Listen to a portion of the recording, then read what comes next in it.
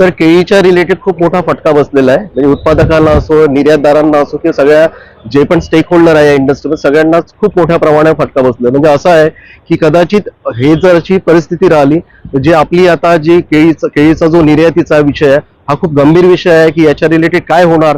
म्हणजे फ्युचरच्या रिलेटेड एक प्रश्नचिन्ह निर्माण झालेलं आहे. आता साधारणतः जर आपण म्हटलं की जवळपास जे आहे की पुढच्या डेस्टिनेशन पासून जे ट्रान्झिटमध्ये आहे, पोर्टमध्ये आहे, कोल्ड स्टोरेजमध्ये आहे, आणि होणारी जे पुढची जी निर्यात आहे, तर त्याच्यावर एक मोठं प्रश्नचिन्ह तयार झालेलं आहे. केंद्र सरकारने सर खूप म्हणजे पॉझिटिव्हली त्यांनी प्रतिसाद दिलेला आहे गोष्टीला. एस्पेशली अपेडा असेल की ऍग्रिकल्चरच्या रिलेटेड त्यांनी खूप प्रयत्न केलेले आहे. JNPTच्या संदर्भात त्यांनी पण सर्क्युलर्स वगैरे केल्या, जसं की आता प्लग इन चार्जेस आणि ग्राउंड एंड चार्जेस ज्या प्रकारे बरेचसे केल्या. कस्टमनी बॅक टू टाउनची प्रोसेस आहे ती सोयीस्कर केली.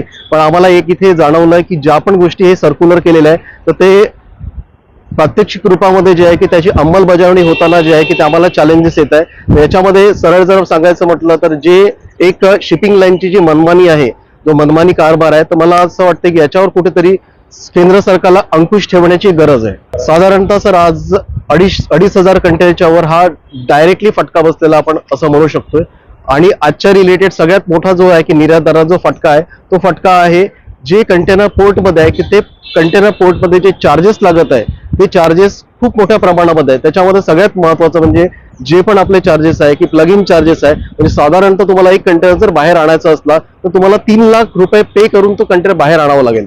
आणि याच्यासोबतच जे आहे की बरेचसे आता जे वेगळे विषय आहे, जसं की वॉर सरचार्ज आहे, राईट. तर हा तर पुढचा जो आहे की डेस्टिनेशनचा, पण मला वाटतं की इथे पण ॲज अ कॉमर्स मिनिस्ट्रीनी जे आहे की ते इथे लक्ष घालायला पाहिजे.